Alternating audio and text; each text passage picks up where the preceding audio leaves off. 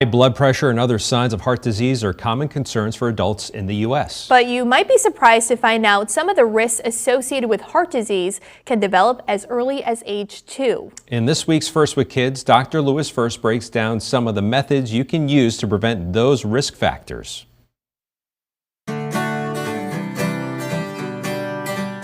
With February being National Heart Month, parents have been pumping me for questions regarding whether they should be doing anything for their children to prevent the onset of heart disease up the road.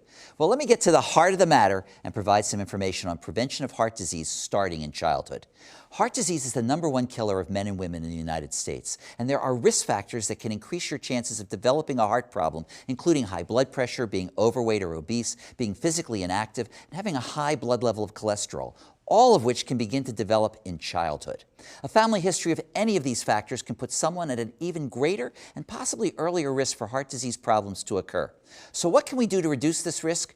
First, from a dietary standpoint, the name of the game is to reduce the amount of saturated fat and cholesterol in your child's diet as early as age 2 to reduce the chances of developing hypertension, high cholesterol, or obesity. The American Heart Association's Heart Healthy Diet includes poultry, fish, lean meat, low-fat dairy products like skim or 2% milk, and limiting egg consumption. Reading food labels can ensure that the foods you buy are heart healthy.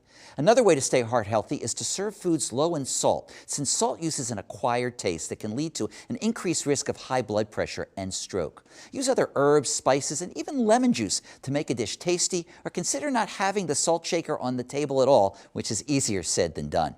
Physical activity is also important, and the American Heart Association and the American Academy of Pediatrics recommend 60 minutes of moderate to vigorous physical activity for children daily, although that activity can be spread out in smaller time amounts. Limiting sedentary activities like television watching or playing video games can also increase physical activity time.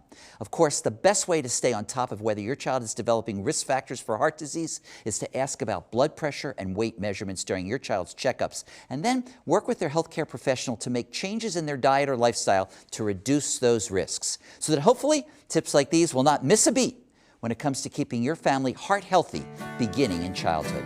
This is pediatrician Dr. Lewis First from the University of Vermont Children's Hospital, reminding you to always be first with your kids. If you have a question for Dr. First, just send him an email. The address is firstwithkids@mynbc5.com.